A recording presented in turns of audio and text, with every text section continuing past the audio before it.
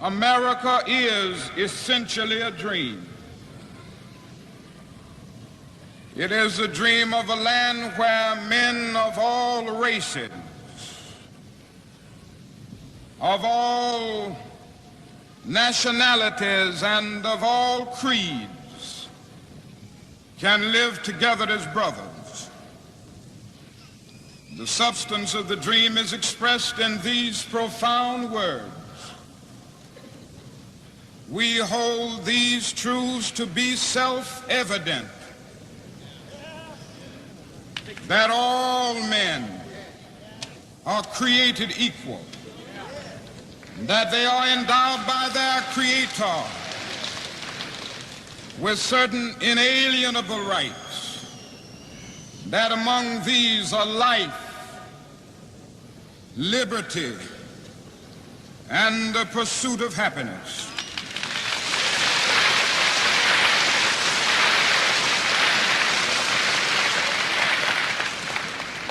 One of the first things we notice in this dream is its amazing universalism. It does not say some men, but it says all men. It doesn't say it doesn't say all white men, but it says all men, which includes black men.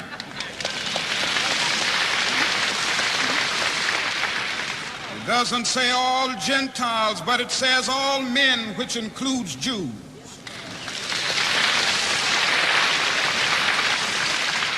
It doesn't say all Protestants, but it says all men, which includes Catholics. That is something else that we notice in this dream, which is one of the things that distinguishes democracy and our form of government with other totalitarian systems. It says that there are certain basic rights that are neither conferred by nor derived from the state. In order to discover where they came from, it is necessary to move back behind the dim mist of eternity. They are God-given.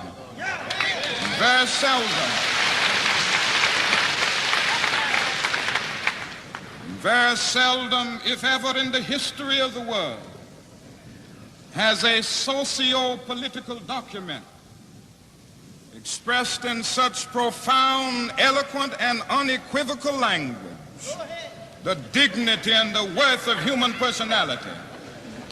For the American dream reminds us that every man is the heir of a legacy of dignity.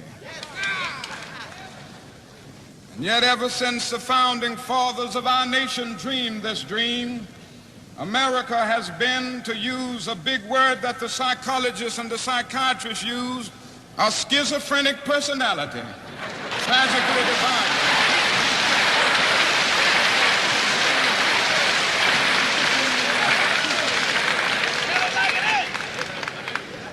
On the one hand, she has proudly professed the noble principles of democracy, and on the other hand, she has proudly practiced, or she has sadly practiced, the very opposite of those principles. Indeed, slavery and segregation have always been strange paradoxes in a nation founded on the principle that all men are created equal.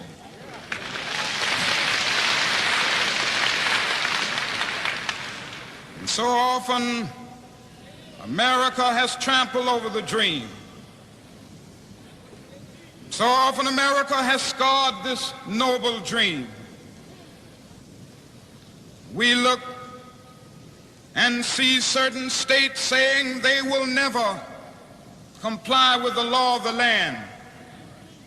In doing this, America is scarring the dream.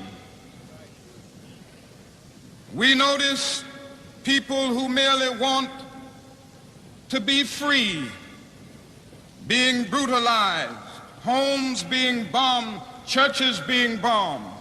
This is a way of scarring the American dream. We notice people who merely want to exercise their citizenship rights being thrown into jail This is a way of scarring the dream. And we can hear the voice of a little Emmett Till crying from the rushing waters of Mississippi. This is a way of scarring the dream. And so the Negro is still trampled over by the iron feet of oppression. And so often he has been pushed out of the glittering sunlight of life's July and left standing in the piercing chill of an alpine November. This is scarring the American dream.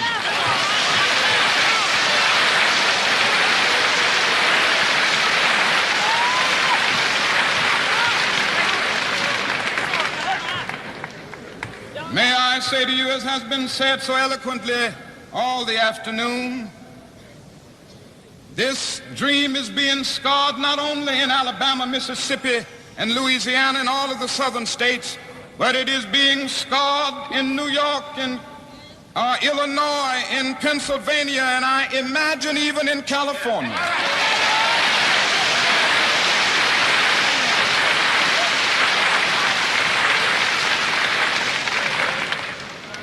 The fact is that the Negro all over America is still the last hired and the first fired, and he still can't live where he wants to live and where his money can get him to live.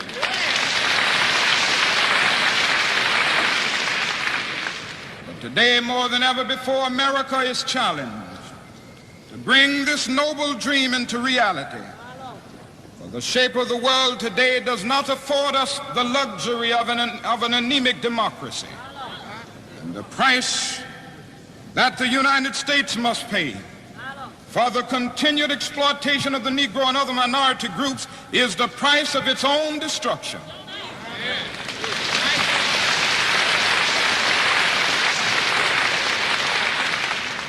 People are looking over to the United States today and they're wondering what we are doing about this problem. They're looking over from Asia and Africa. For years, most of these people have been dominated politically, exploited economically, segregated and humiliated by some foreign power. But today they are gaining their independence. More than 1,600,000,000 of the former 1,800,000,000 colonial subjects have their independence today. And they are saying in no uncertain terms that racism and colonialism must go.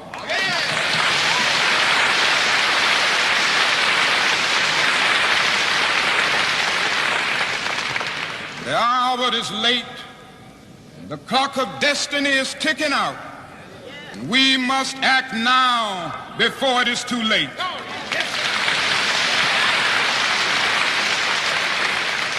It is trite but urgently true that if America is to remain a first-class nation, she can no longer have second-class citizens.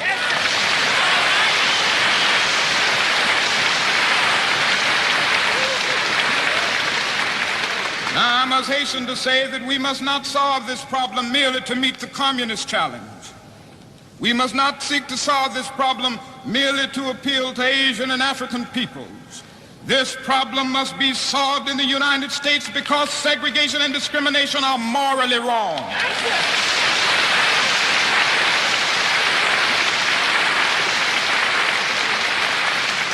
It must be solved because segregation relegates persons to the status of things and stands against all of the noble principles of our Judeo-Christian heritage. It must be solved not merely because it is diplomatically expedient, but because it is morally compelling. This must be said all over the world.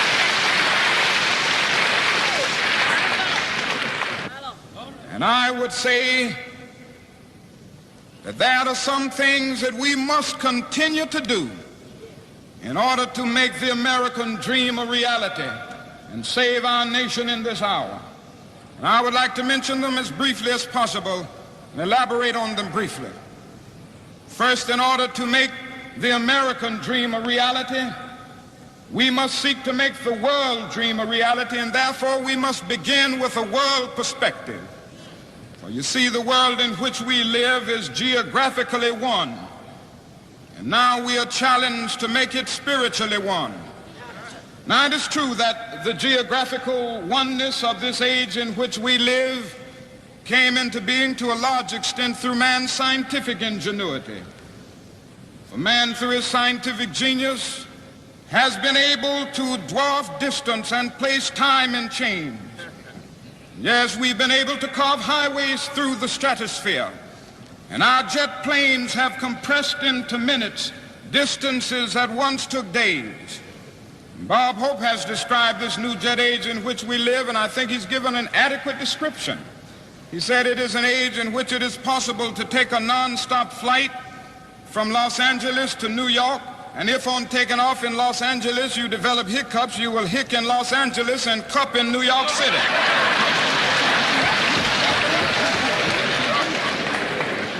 You know, it is possible because of the time difference to take a flight from Tokyo, Japan on Sunday morning and arrive in Seattle, Washington on the preceding Saturday night. And when your friends meet you at the airport and ask when you left Tokyo, you will have to say, I left tomorrow.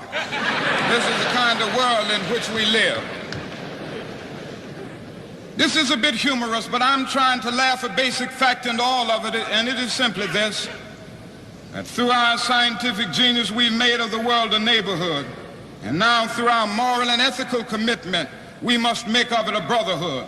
We must all learn to live together as brothers, or we will all perish together as fools. This is what we must learn.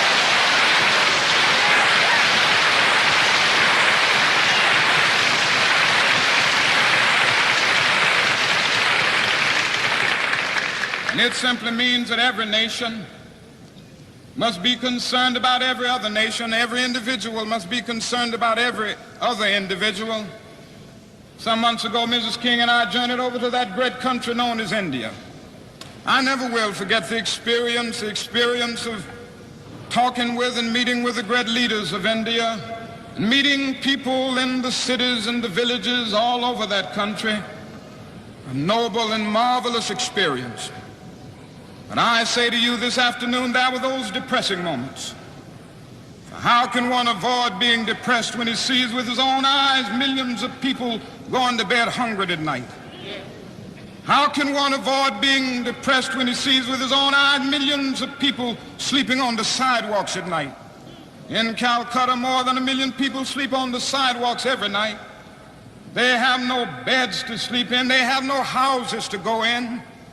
How can one avoid being depressed when he discovers that out of India's population of 400 million people, more than 365 million make an annual income of less than $60 a year, and most of these people have never seen a doctor or dentist. As I noticed these conditions, something within me cried out, can we in America stand idly by and not be concerned? And an answer came, oh no. For the destiny of India and the destiny of every other nation is tied up with the destiny of the United States, and the destiny of the United States is tied up with the destiny of India. And I started thinking about the fact that right here in America we spend more than $1 million a day to store surplus food. And I found myself saying, I know where we can store that food free of charge, in the wrinkled stomachs of the hundreds and millions of people who go to bed hungry at night.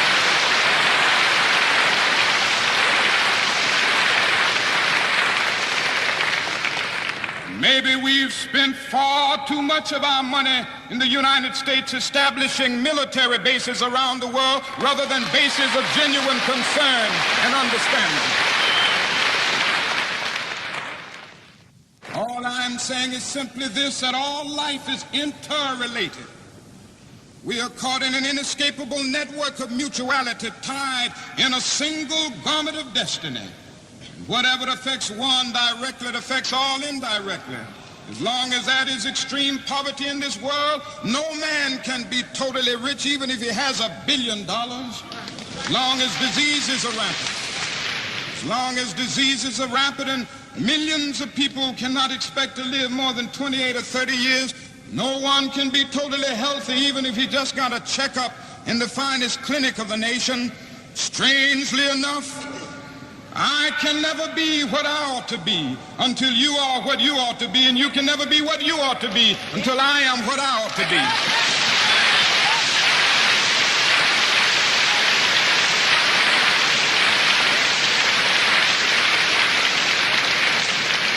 This is the way the world is made. This is the interrelated structure of reality. John Donne caught it years ago and could place it in graphic terms. No man is an island entire of itself. Every man is a piece of the continent, a part of the main. Then he goes on toward the end to say, any man's death diminishes me because I am involved in mankind. Therefore never sin to know for whom the bell tolls. It tolls for thee. This is the meaning of having a world perspective if we are to realize the American dream.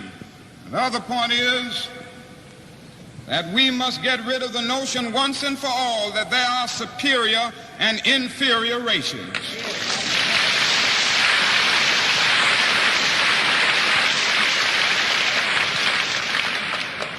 We must make it clear all over this land and all over the world that a doctrine of white supremacy has no basis in anthropology, has no basis in scientific thinking, and has no basis in morality.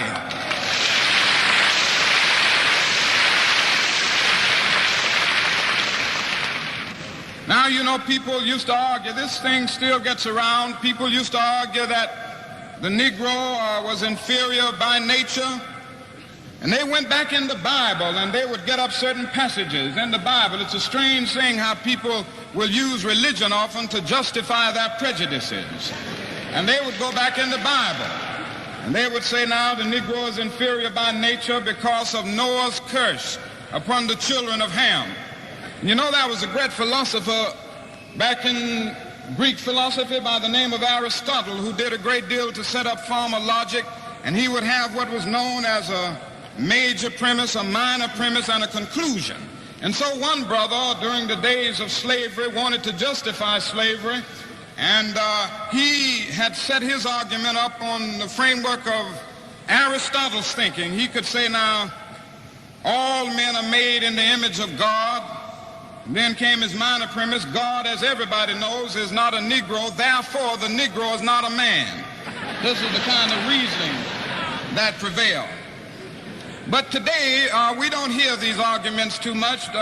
They argue now on more cultural and subtle sociological grounds. The Negro is not culturally ready for integration.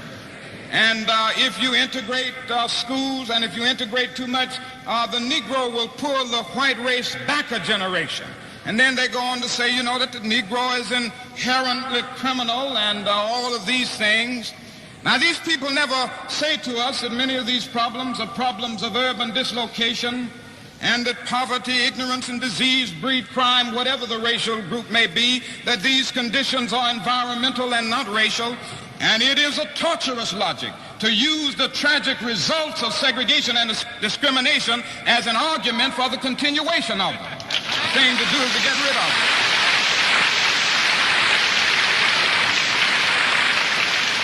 So over this nation, we must get rid of the notion once and for all if we want to realize the dream that there are superior and inferior races.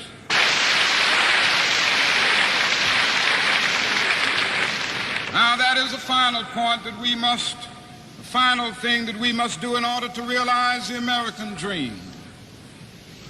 We must continue to engage in creative protest to break down the barriers of segregation and discrimination. Now I know that there are those people who are the victims of some strange illusions, and they don't believe in the necessity for continued protest. One illusion is a myth of time.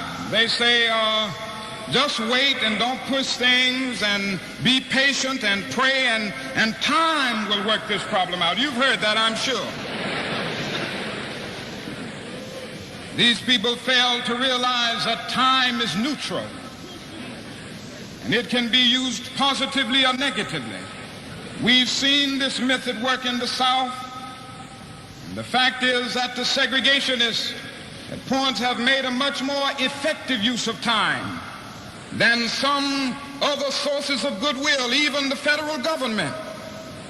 And I am convinced that we may have to repent not only for the blatant vitriolic words of the bad people, but for the appalling silence of the good people. Talking about time. We must get rid of the notion that human progress rolls in on the wheels of inevitability. We must come to see that human progress is never inevitable. It comes through the tireless efforts and the persistent work of dedicated individuals, and without this hard work, time itself becomes an ally of the primitive forces of social stagnation. We must make it clear that the time to do right is now, and that the time is always right to do right.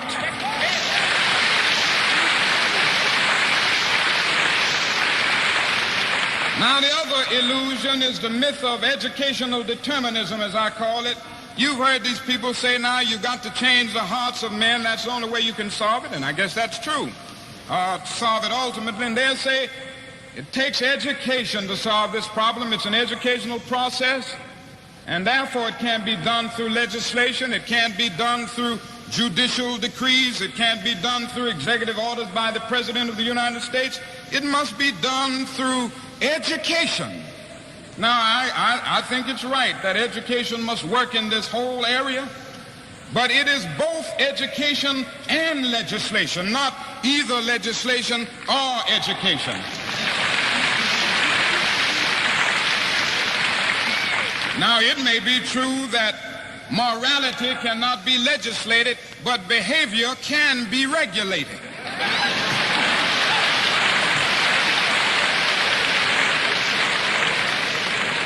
I guess it is true that the law can't make a man love me. Religion and education must do that. But the law can keep him from lynching me, and I think that's pretty important too.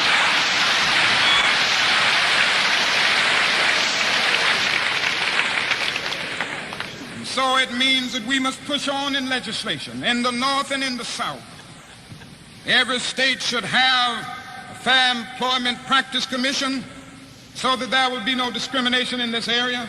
Every state needs a fair housing law so that it will be made clear that there can be no discrimination in housing publicly or privately, and that even real estate people who will try to perpetuate this will have to stand before the bar of justice. This must be done all over the United States. Then we must continue to delve deeper into the philosophy of nonviolent resistance.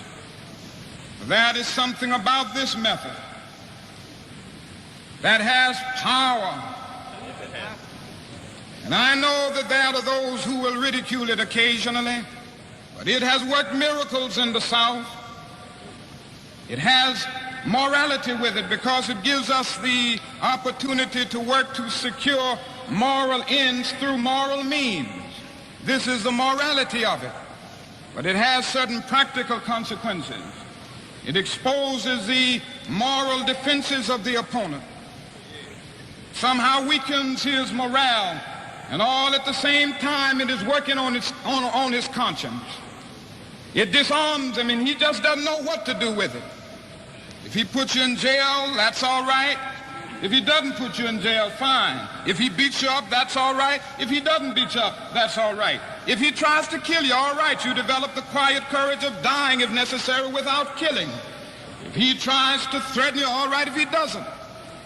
And that is something about it which causes the opponent not to know what to do. Now, he would know what to do with violence. He could call out the state militia. He could call out the National Guard and kill hundreds and hundreds of innocent people and argue that they are inciting a riot. They know how to handle violence, but they proved over and over again that they don't know how to handle nonviolence because they throw people.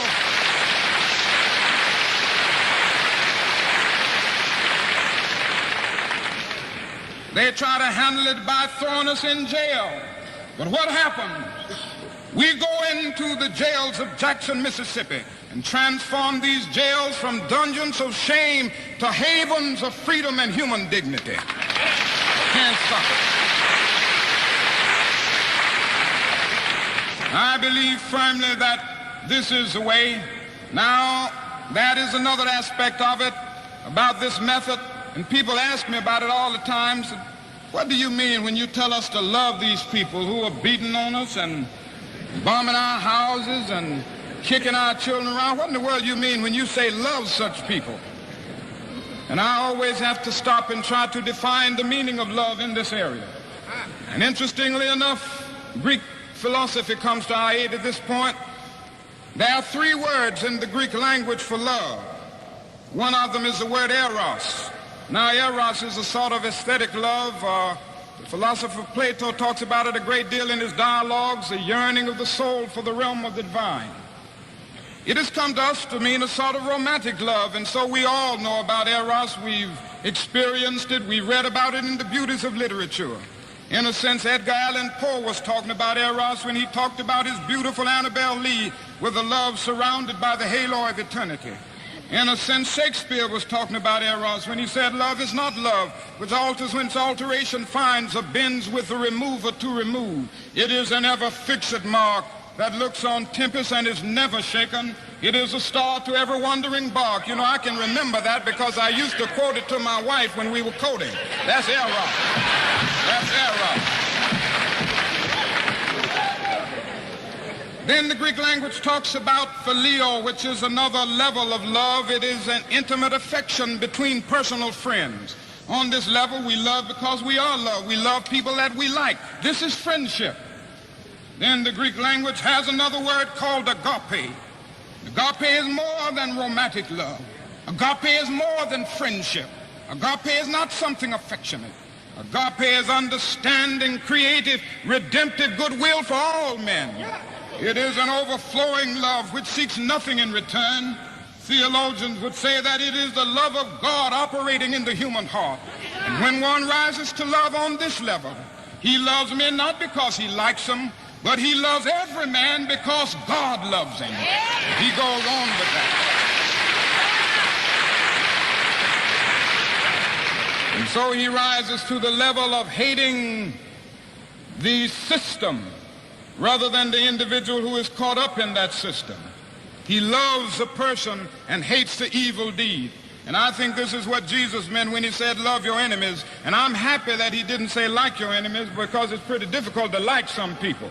It's difficult to like people bombing your home and threatening your children and kicking you about. But Jesus says love them, and love is greater than like. Love is understanding, creative, redemptive goodwill for all men. And somehow, more and more I've come to believe this. That this is the way that we will get out of this dark night of oppression and make of this nation a better nation.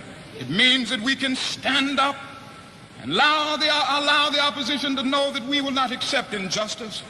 We will stand up against it with our lives, but we will never stoop down to the level of violence and hatred. And we will come to that point when we will be able to convince him that a new world is emerging. And I tell you this evening that it will give us the right attitude. I know sometimes how discontent we get, and we have a right to get discontent, and how frustrated we get in the process sometimes. But I submit to you this evening that this way of nonviolence will help us not to seek to rise from a position of disadvantage to one of advantage, thus subverting justice. We will not substitute one tyranny for another, for black supremacy is as dangerous as white supremacy.